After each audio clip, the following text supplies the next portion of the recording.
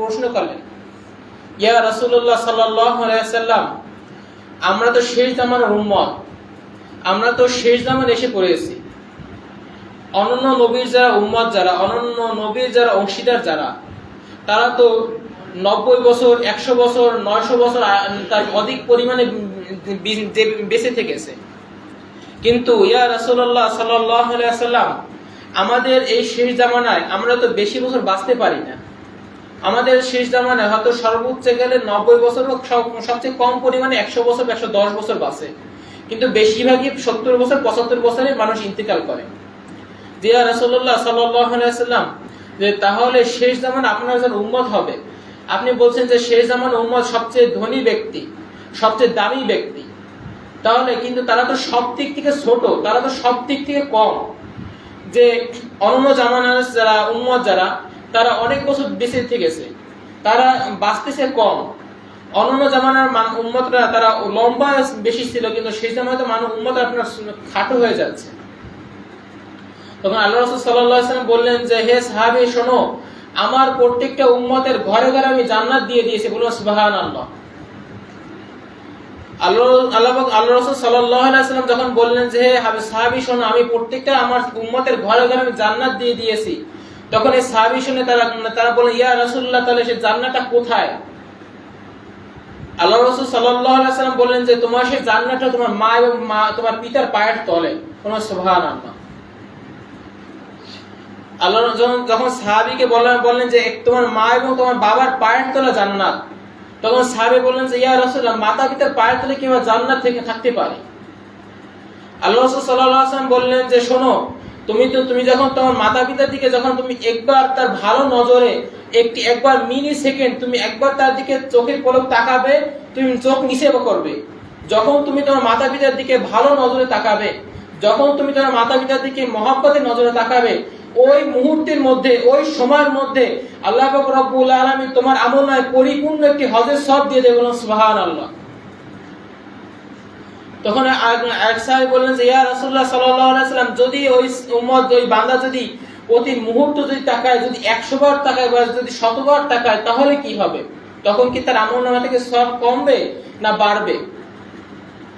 আল্লাহ রাসূল সাল্লাল্লাহু আলাইহি ওয়াসাল্লাম বলেন যে, হে সাহাবী শুনে রাখো, ওই উম্মত তার মাতা পিতার প্রতি যতবার ভালো নজরে তাকাবে, যতবার ভালোবাসার নজরে তাকাবে, ওই ততবার তত শতবার তার আমলনামায় একটি কবুলিয়ত হজের সওয়াব তার আমলনামায় দিয়ে দেওয়া। বলুন সুবহানাল্লাহ। আল্লাহ রাসূল সাল্লাল্লাহু আলাইহি ওয়াসাল্লামকে এক সাহাবী বললেন যে, ইয়া রাসূলুল্লাহ সাল্লাল্লাহু আলাইহি ওয়াসাল্লাম, মাতা পিতার প্রতি সবচেয়ে হক কার প্রতি? বুখারী শরীফ হাদিস। আল্লাহ রাসূল সাল্লাল্লাহু আলাইহি ওয়াসাল্লামকে যখন প্রশ্ন করলেন যে, ইয়া রাসূলুল্লাহ সাল্লাল্লাহু আলাইহি ওয়াসাল্লাম, আমার কাছে আপনার একটি প্রশ্ন রয়েছে। রাসূলুল্লাহ সাল্লাল্লাহু আলাইহি ওয়াসাল্লাম বললেন যে, হে সাহাবী, বলো তোমার প্রশ্নটা কি? আল্লাহ রাসূল সাল্লাল্লাহু আলাইহি ওয়াসাল্লামকে বললেন, ইয়া রাসূলুল্লাহ, আমাদের মাতা পিতা, এখন মাতা পিতার কাছে সবচেয়ে মায়ের সম্মান বেশি না পিতার সম্মান বেশি? আল্লাহ রাসূল সাল্লাল্লাহু আলাইহি ওয়াসাল্লামকে যতবার প্রশ্ন করা যে, ইয়া রাসূলুল্লাহ, কার সম্মান বেশি? আল্লাহ রাসূল সাল্লাল্লাহু আলাইহি ওয়াসাল্লাম বলেন, মায়ের সম্মান বেশি। বলুন সুবহানাল্লাহ। ওই সাহাবী দ্বিতীয়বার আবার প্রশ্ন করে যে, ইয়া রাসূলুল্লাহ, এরপরে কার সম্মান বেশি? আল্লাহ রাসূল সাল্লাল্লাহু আলাইহি ওয়াসাল্লাম বলেন, এবারে তোমার মায়ের সম্মান বেশি। বলুন সুবহানাল্লাহ। আল্লাহ রাসূল সাল্লাল্লাহু আলাইহি ওয়াসাল্লাম সাহাবী আবার তৃতীয়বার প্রশ্ন করলেন যে, ইয়া রাসূলুল্লাহ, এই তৃতীয়বার কার সম্মান বেশি? আল্লাহ রাসূল সাল্লাল্লাহু আলাইহি ওয়াসাল্লাম তৃতীয়বারও বলেন যে, তোমার মায়ের সম্মান বেশি। বলুন সুবহানাল্লাহ। চতুর্থবার যখন আল্লাহ রাসূল সাল্লাল্লাহু আলাইহি ওয়াসাল্লাম সাহাবী বললেন যে, ইয়া রাসূলুল্লাহ সাল্লাল্লাহু আলাইহি ওয়াসাল্লাম, এরপরে কার সম্মান আছে? আল্লাহ রাসূল সাল্লাল্লাহু আলাইহি ওয়াসাল্লাম বললেন যে, চতুর্থবার তোমার বাবার সম্মান তোমার কাছে বেশি। যে আল্লাহ রাব্বুল আলামিন মাতা পিতার প্রতি এত মহব্বত এবং এত আমল দিয়ে দিয়েছেন। বলো সুবহানাল্লাহ। কিন্তু আমাদের বর্তমান সমাজে আমাদের একদল সন্তান রয়েছে, যে সন্তানগুলো আমাদের মাতা পিতার প্রতি তার লাঞ্ছনা, তার মানে মাতা পিতাকে এতভাবে তুচ্ছ করে দেখে যে সেটা দেখলে নিজের চোখে পানি চলে আসে। যে যখন একটি মাতা পিতা একটি পরিবারে থাকে, তখন আল্লাহ রাসূল সাল্লাল্লাহু আলাইহি ওয়াসাল্লাম বলেছেন যে, এক সাহাবী আল্লাহ রাসূল সাল্লাল্লাহু আলাইহি ওয়াসাল্লামের সাথে জিহাদে যেতে চেয়েছিলেন। আল্লাহ রাসূল সাল্লাল্লাহু আলাইহি ওয়াসাল্লামের কাছে যখন জিহাদে যেতে চেয়েছিলেন, তখন আল্লাহ রাসূল সাল্লাল্লাহু আলাইহি ওয়াসাল্লাম বললেন যে, তোমার ঘরে কি আছে? যখন সকল সাহাবী যুদ্ধে যাওয়ার জন্য অস্ত্র, মোহর, টাকা পয়সা যখন আল্লাহ রাসূল সাল্লাল্লাহু আলাইহি ওয়াসাল্লামের কাছে দিতে থাকলেন, তখন ওই সাহাবী অজস্র জোরে চোখ থেকে পানি ছেড়ে দিলেন। তখন বললেন যে ইয়া রাসূলুল্লাহ, আমার কাছে কোনো কিছুই নেই। আল্লাহ রাসূল সাল্লাল্লাহু আলাইহি ওয়াসাল্লাম বললেন যে তোমার কাছে কি আছে? আল্লাহ রাসূল সাল্লাল্লাহু আলাইহি ওয়াসাল্লাম আবার প্রশ্ন করলেন, তোমার কাছে কি আছে, তুমি মুখ খুলে বলো। আল্লাহ রাসূল সাল্লাল্লাহু আলাইহি ওয়াসাল্লামকে বললেন, ইয়া রাসূলুল্লাহ, আমার পরিবারে আমার অসুস্থ মা এবং অসুস্থ বাবা আছে। ইয়া রাসূলুল্লাহ, আমার অসুস্থ মা এবং বাবাকে ছেড়ে আমি আপনার সাথে যুদ্ধে যেতে চাচ্ছি। আপনার সাথে আমি সঙ্গী হতে চাচ্ছি। আপনার সাথে যুদ্ধের হাজী আমি হতে চাচ্ছি। এই যুদ্ধের শহীদ আমি হতে চাচ্ছি। এই যুদ্ধের সওয়াব, এই যুদ্ধের আমল আমি আপনার বরকত আমি নিতে চাচ্ছি। আল্লাহ রাসূল সাল্লাল্লাহু আলাইহি ওয়াসাল্লাম বললেন যে হে সাহাবী, শুনে রাখো, তুমি এই যুদ্ধে গেলে সওয়াব পাবে, এর সে হাজার হাজার গুণ সওয়াব তুমি যখন তোমার মায়ের দিকে এক নজর তাকাবে, ওই সওয়াব তোমার ওই মুহূর্তে তোমার আমলনামায় দিয়ে দেওয়া হবে। সুবহানাল্লাহ। যখন তুমি তোমার মায়ের খিদমত করা শুরু করবে, যখন তোমার ওই মায়ের খিদমতের উসিলায় যদি তোমার মায়ের চোখ থেকে যদি এক ফোঁটা পানি পড়ে যায়, তোমার এই খিদমত যদি তোমার আল্লাহ যদি কবুল করে ফেলে, তাহলে তোমার ওই মুহূর্তে তোমার জন্য জান্নাত ওয়াজিব হয়ে যাবে। সুবহানাল্লাহ। যদি তোমার এই মা বাবা যদি তোমার যদি ভালো দোয়া করে থাকে, তোমাকে যদি ভালো দোয়া তোমার জন্য যদি ভালো নিয়ামত করে থাকে, তাহলে ওই মুহূর্তে তোমার জন্য জান্নাত ওয়াজিব হয়ে যেতে পারে। সুবহানাল্লাহ। কিন্তু আমাদের বর্তমান সমাজে আমাদের মাতা পিতাকে আমরা এতভাবে লাঞ্ছনা করে দেখি। আমাদের অনেক সন্তান আছে যারা বিবাহ করার পরে তার স্ত্রীকে এত ভালোবাসে যে তার মাতা পিতার প্রতি সম্মান, মাতা পিতার ভালোবাসা সে ভুলে যায়। আল্লাহ রাসূল সাল্লাল্লাহু আলাইহি ওয়াসাল্লাম বলেছেন যে যখন তুমি 10 মাস 10 দিন তোমার মায়ের গর্ভে থাকো, যখন তুমি তোমার ভূমিষ্ঠ হওয়া পর্যন্ত তোমার মায়ের গর্ভে থাকো, যতক্ষণ পর্যন্ত একটি বান্দা মায়ের নিচে মায়ের কলিজার তলে যে গর্ভস্থানটা থাকে, ওই গর্ভস্থানে তুমি যখন থাকো, বিজ্ঞানী এবং ডাক্তারের পরামর্শ অনুযায়ী বলা হয়েছে যে 850 বা 870 বার ওই সন্তান তার মায়ের কলিজে আঘাত করে থাকে। বলো সুবহানাল্লাহ। যখন ওই আঘাত যখন বন্ধ হয়ে যায়, তখন সে মা ছটফট করতে থাকে। বলো সুবহানাল্লাহ। কিন্তু ডাক্তারি পরামর্শ বলেছে যে যদি ওই একটি লাথি 870 বা 850, যদি 870 থেকে একটা মাত্র লাথি যদি কোনো বাবার কলিজা লাগে, তাহলে ওই মুহূর্তে বাবার কলিজার পিত্ত ফেটে যেতে পারে। বলুন সুবহানাল্লাহ। যে ওই লাথিটাকে এত ব্যথা, এত কষ্ট ওই লাথিকে মা সহ্য করে থাকে। এরকম বিজ্ঞানী এবং ডাক্তারি পরামর্শ বলেছে যে ওরকম 870 বার 850 বারের অধিক এরকম লাথি মারতে থাকে। ওই লাথি আমাদের মা যখন সহ্য করতে থাকে, তখন মায়ের চোখ থেকে পানি চলে আসে।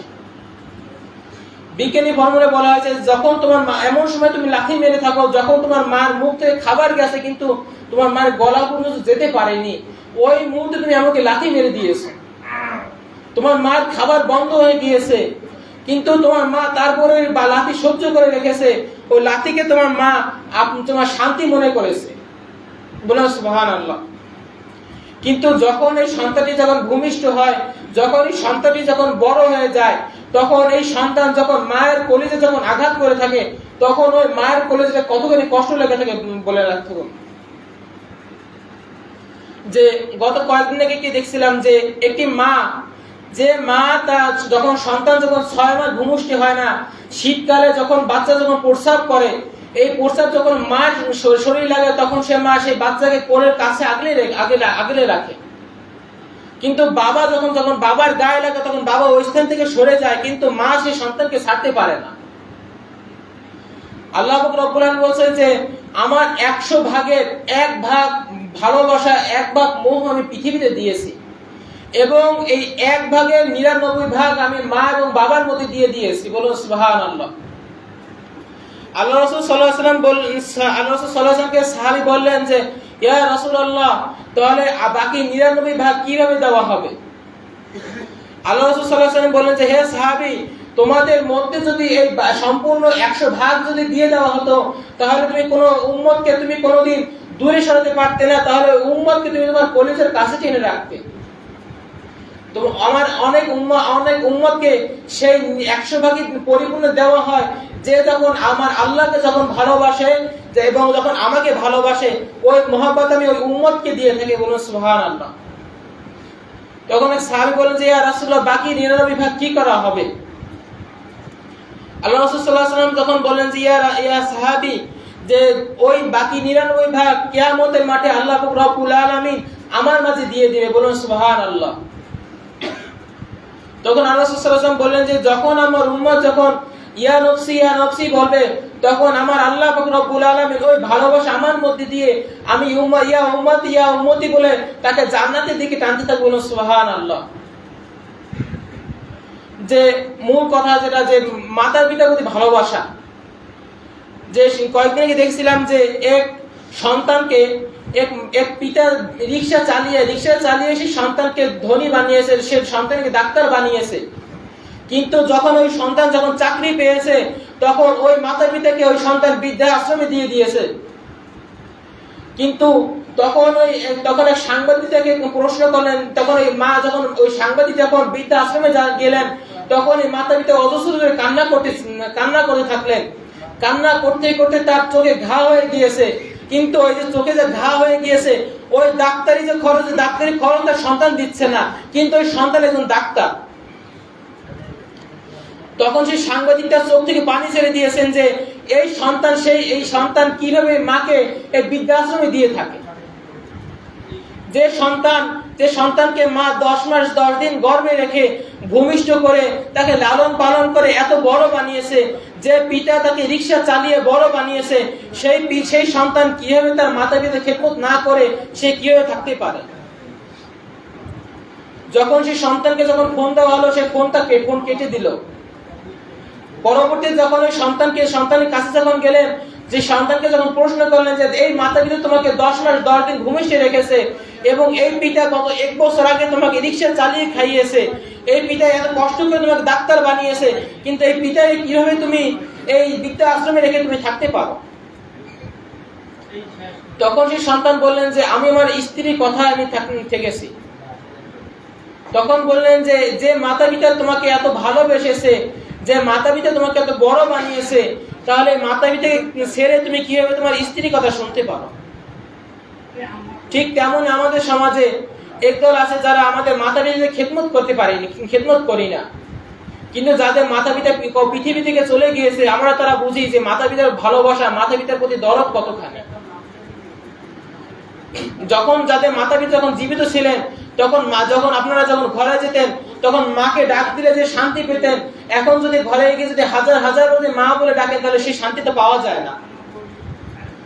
যখন সেই সাংবাদিক বললেন যে আপনি এই মাকে কিভাবে ছাড়লেন, কিন্তু আপনি মাকে ছাড়লেন ঠিক আছে, কিন্তু মার খোঁজ খবর আপনি কিভাবে না রাখতে পারলেন। তিনি বললেন যে আমার স্ত্রী প্রতি আমি এত মোহ এবং ভালোবাসা করে ফেলেছি যে আমি মাকে এবং বাবাকে ভুলে গিয়েছি। কিন্তু আল্লাহ পাক রব্বুল আলামিন বলেন যে তুমি যদি পৃথিবীতে জান্নাত পেয়ে থাকো, তুমি জান্নাত যদি পেতে চাও, তাহলে তুমি তোমার মা বাবাকে খেদমত করে থাকো। তোমার মা তোমার বাবাকে যখন যেটা চায় তুমি সেটা দিয়ে থাকো। এজন্য আমাদের বর্তমান সমাজের সকলকে বলবো যে আমাদের যাদের মাতা পিতা জীবিত আছে, যাদের মাতা পিতা অসুস্থ আছে, আমরা তাদের মাতা পিতার খেদমত করার চেষ্টা করব। মাতা পিতা যেটা খেতে চান সেটা খাওয়াবো। একজন লোক সে কোনো কাজ করতো না, সে কোনো নামাজ পড়তো না, কিন্তু ওই লোকটি একটি কাজ ছিল, ওই লোকটি ছিলেন একজন কসাই। সে করতো কি, সে প্রতিদিন যে গরুটা জবাই দিত, যে ছাগলটা জবাই দিত, ওই ছাগলের সবচেয়ে ভালো যে টুকরোটা, ওই গরুর যে সবচেয়ে ভালো যে টুকরোটা, ওই টুকরোটা সে রেখে দিত। তখন ওই সমাজের যে আল্লাহর ওলি ছিলেন, আল্লাহর ওলির কাছে যখন প্রশ্ন করলেন, যখন তার নামে যখন ঘোষণা, তার নামে যখন বিচার দিতে গেলেন যে এই লোকটা কোনো নামাজ পড়ে না, এই লোকটা কোনো ভালো কাজ করে না, তাহলে এই লোকটাকে আপনার রাজ্যে কেন রেখেছেন? তখন ওই আল্লাহর ওলি বললেন তুমি তাকে ভালো করে ফলো করো, ওই লোকটা একটি দিন কি কাজ করে থাকে ওই লোকটা তুমি ভালো করে খেয়াল করো। যখন ওই লোকটি ওই কসাইকে যখন খেয়াল করলেন, তখন ওই লোকটি দেখলেন যে গোষ্ঠী সবচেয়ে ভালো, যে গোষ্ঠীর টুকরোটি সবচেয়ে পরিপূর্ণ, সবচেয়ে ভালো পরিষ্কার, ওই গোষ্ঠীর টুকরোটা আলাদা একটি পাত্রে রেখে দেয়। যে লোকটি কিনতে আসে ওই লোকটির কাছ থেকে অনুমতি নিয়ে ওই গোস্ত টুকরোটা রেখে দেয়, আরেকটি গোস্ত টুকরো দিয়ে দেয়। এই ঘোষণা আছে, আল্লাহর ওলির কাছে গেলেন যে হে হুজুর, এই লোকটি এই কাজটি করে থাকে। বলে তুমি তারপরের দিন যাও, তারপরের দিন থেকে দেখো এই লোকটি এরপরে কি কাজ করে। তারপর দেখলে ওই গোস্তের যে টুকরোগুলো রাখে, সন্ধ্যা গড়িয়ে যখন রাত হয়ে যায়, যখন তার ব্যবসা বাণিজ্য শেষ হয়ে যায়, তখন এই গোস্তের টুকরোটি গোস্তগুলো বাড়িতে নিয়ে গিয়ে পাক করে তার অসুস্থ একটি মা, তার বৃদ্ধ মা তার ঘরে আসে, ওই মাকে তার গোস্তের গোশত রান্না করে ওই তার মাকে খাওয়ায়। এবং ওই মাকে যখন খাওয়ানো হয়, ওই মা তার সন্তানের জন্য অজস্র করে পানি ফেলতে থাকে চোখ থেকে। কোন সুবহানাল্লাহ। যখন ওই লোকটি যখন এটা পলাই পলে যখন দেখতে পারলেন, তখন ওই লোকটি তার চোখ থেকে পানি ছেড়ে দিলেন যে তাহলে এই লোকটি তাহলে কোনো কাজ করে না, তাহলে শুধু তার একটি কাজ করে, সেটা তার মায়ের খেদমত করে। তার পিতা জীবিত নেই, এর জন্য শুধু তার মায়ের সে খেদমত করে থাকে। আর ওই যে গোস্তের টুকরোটা, ওই গোস্তের টুকরোটি দিয়ে শুধু তার মাকে খাওয়ানো হয়, কিন্তু সে কখনো ওই গোস্তের টুকরোটা খায় না। যখন এই খবর যখন ওই বাদশার কাছে যখন গেলেন, তখন এই বাদশা বললেন যে শোনো, সে ওই একটা কাজ করলেন, ওই একটা কাজ তার জন্য জান্নাত ওয়াজিব হয়ে গিয়েছে। বলুন সুবহানাল্লাহ। তখন এই বাদশা বললেন যে শোনো, তার কোনো কাজ করা দরকার নেই, তার কোনো ইবাদত করা দরকার নেই। সে যখন মাকে যখন খাওয়াচ্ছে, সে যখন মাকে তার মায়ের মুখে যখন খাবার তুলে দিচ্ছে, তখন আল্লাহর আরশ পর্যন্ত ঠান্ডা হয়ে যাচ্ছে। বলুন সুবহানাল্লাহ। যখন তার মায়ের চোখ থেকে যখন ওই তার সন্তানের জন্য যখন চোখ থেকে পানি পড়তেছে, ওই সময় ও সকল ফেরেশতা তার জন্য তার আমলনামায় নেকি দিতে থাকে। বলুন সুবহানাল্লাহ। এর জন্য বলবো যে আমাদের যাদের মাতা পিতা তারা জীবিত আছে, যাদের মাতা পিতা বেঁচে আছে, আমরা তাদের মাতা পিতাকে খেদমত করার চেষ্টা করব। আমাদের স্ত্রীদের চেয়ে আমাদের মাতা পিতাকে বেশি ভালোবাসার চেষ্টা করব।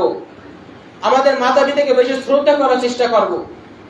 আমরা যখন ইনকাম করে যখন ঘরে যাব, তখন আমাদের মা যেটা খেতে চাবে, বাবা যেটা খেতে চাবে, বাবা যেটা পড়তে চাবে, আমাদের সেটা পড়ানোর চেষ্টা করব। তাহলে আমাদের মাতা পিতার প্রতি ভালোবাসা এবং আমরা অল্পতে জান্নাত পেয়ে যাব। এ বলে আমার সংক্ষিপ্ত বক্তব্য শেষ করলাম।